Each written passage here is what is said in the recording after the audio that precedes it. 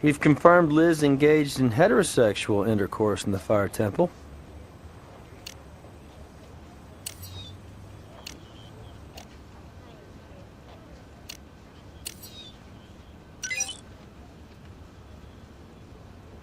Well, Ed was definitely one of the two to tango. Hey, Gris, check this out. Looks like Liz and Ed generated some heat in the old fire temple. The fire goddess consummated with Mr. Free as the Wind? An elemental attraction, so the evidence says. Wonder who initiated it. Well, wouldn't you say that air stokes fire, Nick? Yeah, I get it. Let's go, partner.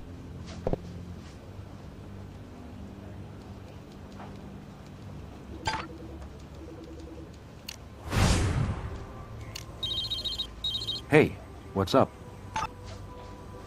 He's on his way to interrogation now.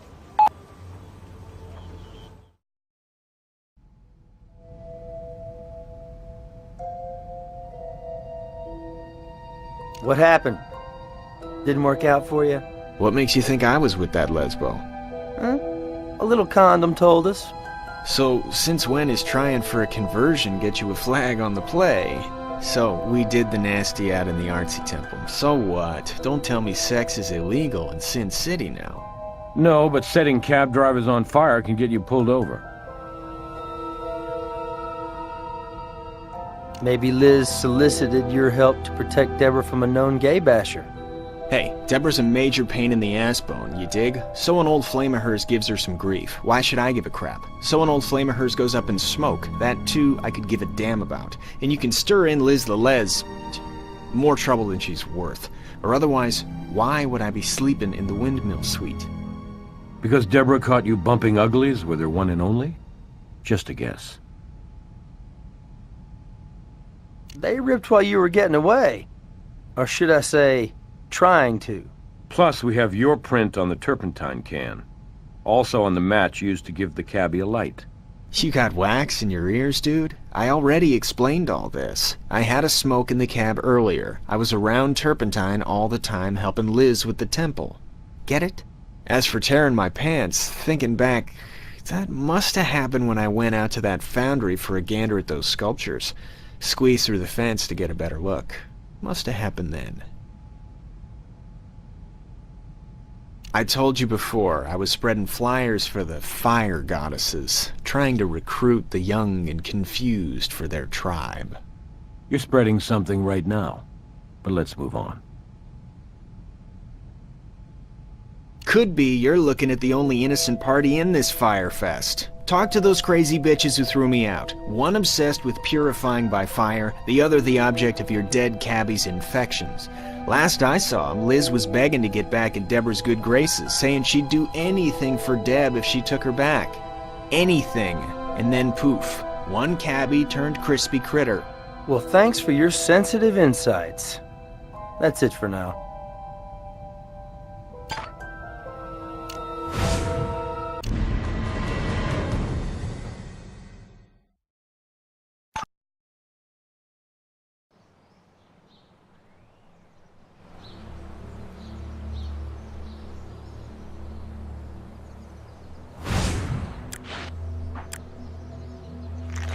Poncho matches the one seen on the security cam tape. And what do we have here? A singed area. Let's find out where this poncho came from.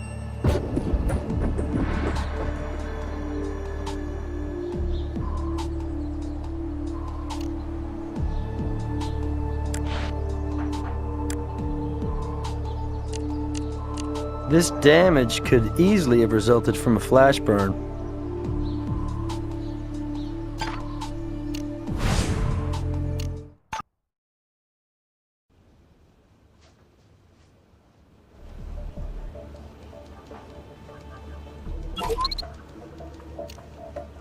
These synthetic fibers were exposed to enough heat to melt the ends, but only for a very short exposure. A flash fire. We know the ladies play with fire, so this could have happened under normal circumstances. But our video evidence argues otherwise. How many people have this same poncho design?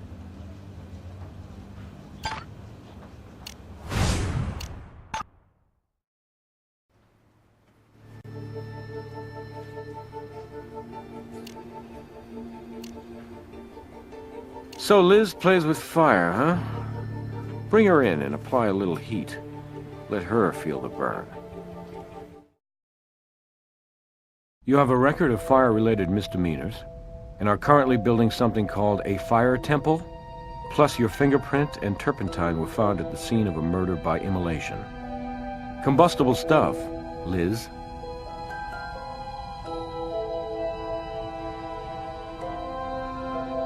For you, this is all about science, right? Reading the evidence. But you need to look through my artist's eyes to understand that I couldn't have done this. To me, fire is cleansing, a ritual of rebirth, phoenix from ashes.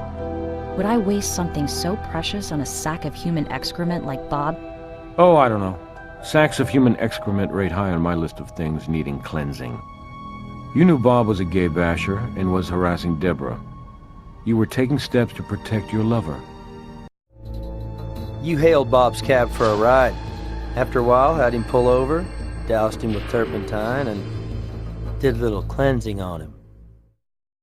No. I confronted him about his harassment, yes, but he's the one who got violent. He threw me out of his cab. Must have been drunk out of his mind. Guys, get serious. We're artists. Gentle people. We don't destroy. We create. Yeah, right. With fire.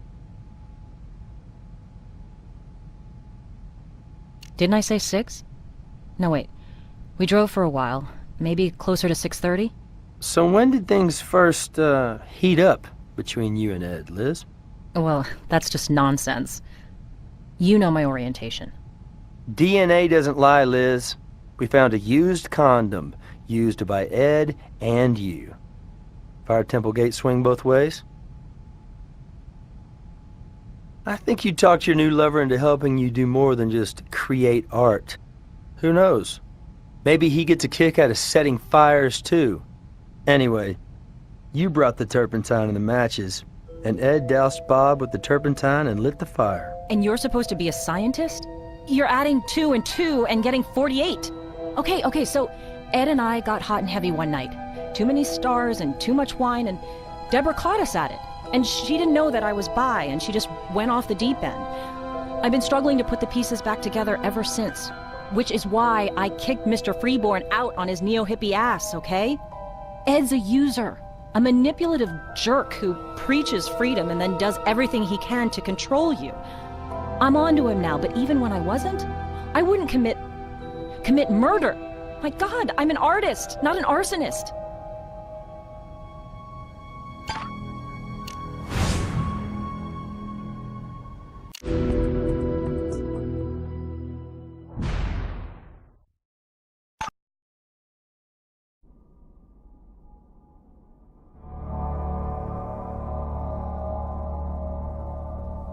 Why, yes, that's mine. I misplaced it some time ago. Where on earth did you find that? I didn't put it there. Liz might have borrowed it. She works later hours on the project than I do. I've known her to keep warm in that poncho, come to think of it. Last time you remember seeing the poncho? Really, I don't know. I don't wear it much anymore. In this climate, it was a little heavy. But just guessing, a month ago, maybe.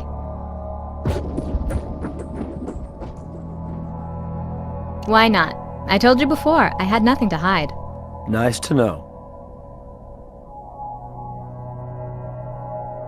Well, this may not have anything to do with anything, but late Tuesday night, when Liz and I got home, things got kind of moved around in here. Not like the furniture had been rearranged or anything, just kinda off-kilter. I thought maybe somebody'd broken in, so we gave the place a good looking over. Only thing we found missing was a few dollars. And I mean a few, 15. Liz would kill me if she heard me say, but I think it was our friendly free spirit helper, Ed.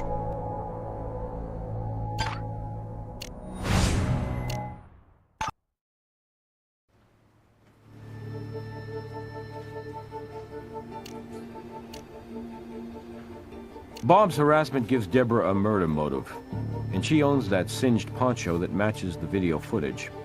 All right, let's bring her in and hear her story.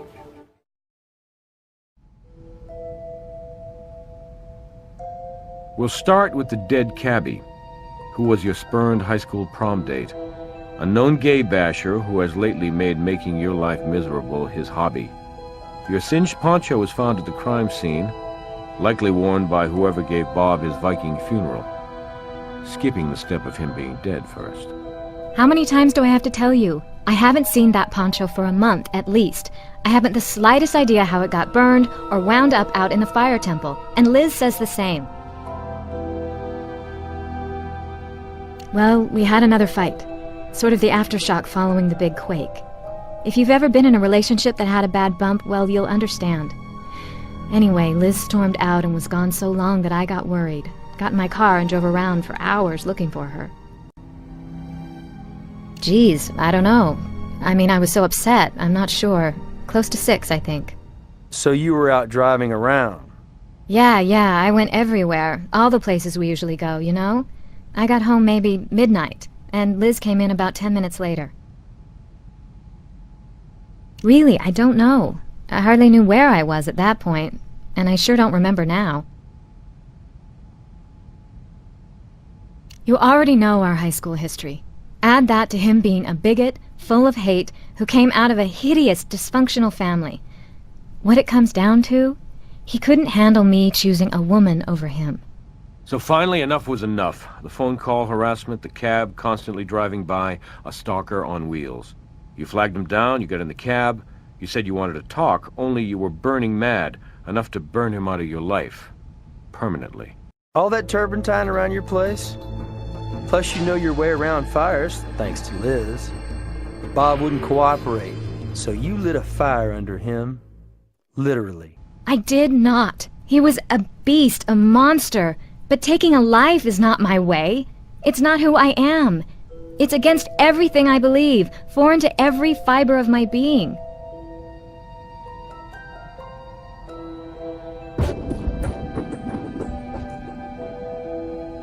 What relationship? He was just this freak passing through who stopped long enough to help us with our art project and, you know, put up flyers and stuff. So you didn't know things had gotten hot and heavy between them? Behind your back? You make it sound like an affair. All it was a night where things got out of hand, is all. Liz and that freak got together one time. One time. He got her drunk and laid a smooth line on her, and anyway, that happened Saturday night. And I saw them together. And Liz and me, we had this big knockdown drag-out. Not physical, just verbal, but a big fight, okay? And she promised me it was just this one time. It would never, ever happen again. She went and set this bonfire to show the fling was flung, and she would cleanse herself and our space of the creep. And, like I said, she was kind of drunk. Fire about got out of control. Anyway, Ed crawls out of his hole somewhere and tries to pitch in. With stopping the fire, Liz starts screaming at him and he books it. Never came back. She was crying and I was crying. Not that any of this is any of your business. Well, we got the fire out at least. Neighbor's fence a little worse for the wear.